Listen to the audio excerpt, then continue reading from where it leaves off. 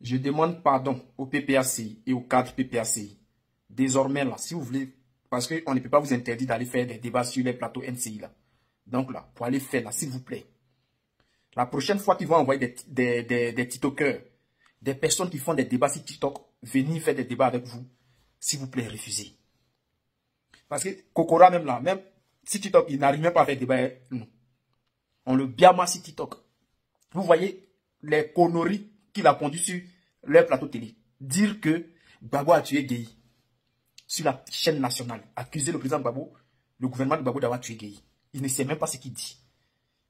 Et puis il dit, il assume. Et puis quand vous parlez, ils sont là. Et le clown là, le maire de je ne sais pas où là, ça rigole. Ils ne sont pas respectueux. Ils rigolent. Ils font, on dirait des gamins. Ce qu'ils font sur TikTok là, c'est même chose sans les faire dans le débat. Parce qu'ils étaient dans le même gouvernement. Quelqu'un l'a rectifié déjà, non? Non, c'est ce qu'il a dit. Il est revenu encore dessus. D'accord. Je note à chaque fois. Très bien. Étant du même gouvernement, ou bien le FPI participe au gouvernement et transition, le FPI doit être comptable de tout ce qui a été fait par Robert Gueye. Je suis très heureux d'entendre ça ce soir. Parce que pendant 8 ans à 9 ans, pendant toute la gouvernance de Gbagbo Laurent, le RDR était dans ce gouvernement-là. Donc le RDR est tout à fait comptable des échecs. S'il vous plaît. De tout ce qui a été pendant le gouvernement de Laurent Gbagbo. Aujourd'hui, j'entends parler d'échecs.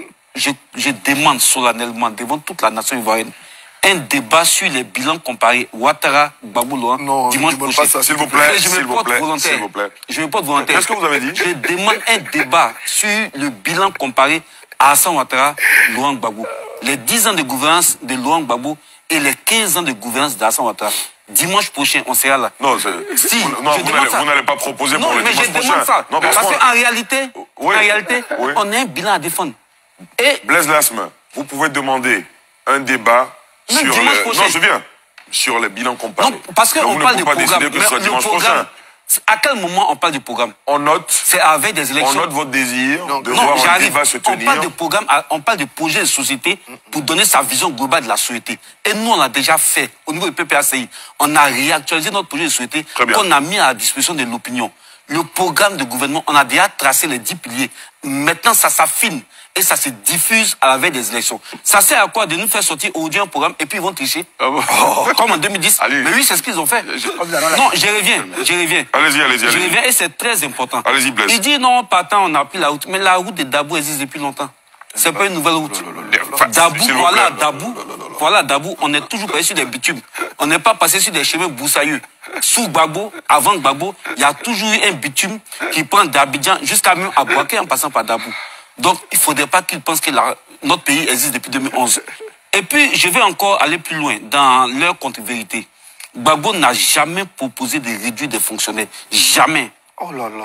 S'il vous Gbagbo plaît. n'a jamais proposé de réduire des fonctionnaires. Jamais. Au contraire, et ça, je mets quiconque au défi. Gbagbo recrutait des milliers de fonctionnaires par an. Très bien. Maintenant, j'insiste, il faut un débat sur la gouvernance de Gbagbo Laurent. Combien d'écoles il a faites? Combien d'hôpitaux il a fait? Combien de routes Gbagbo a fait? Routes. Ça existe. Et puis on va en parler. Parce qu'avec S'il vous plaît, monsieur. Non, mais vous pouvez rire, ça Blaise une mauvaise éducation. Blaise Lasme, je vous promets oui, il faut que ce ce débat-là. sujet-là sera mis à l'ordre du jour et on puis, vous contactera évidemment pour faire le débat. Et puis non, mais il n'y a aucun problème. Je vais finir aussi par un fait qui est très important, fondamental. Avec 35 000 milliards de dettes, on aurait travaillé sur le pouvoir d'achat des Ivoiriens. On aurait mis en place des industries. On aurait changé qualitativement la Côte d'Ivoire. Ce qu'on voit là, c'est de la peinture. C'est du surplace. C'est un échec total. Et c'est pour ça qu'ils ont peur de mettre le nom de Gbagbo Laurent sur la liste étoile. Parce qu'au moment des élections, les problématiques seront posées. Aujourd'hui, j'entends certains dire qu'on a abandonné les idées de gauche. Non.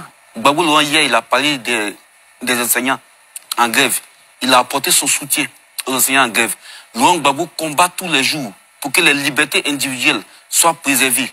Laurent Gbagbo, dès qu'il est arrivé, il est toujours en train de parler de la nécessité de déplacer la capitale à Amsoko. Il parle, mais vous n'écoutez pas. Parce que vous êtes dans des chapelles où vous entendez ce que vous voulez. S'il vous plaît, monsieur le maire, s'il vous plaît. Merci beaucoup, Blaise Lasme. S'il vous plaît.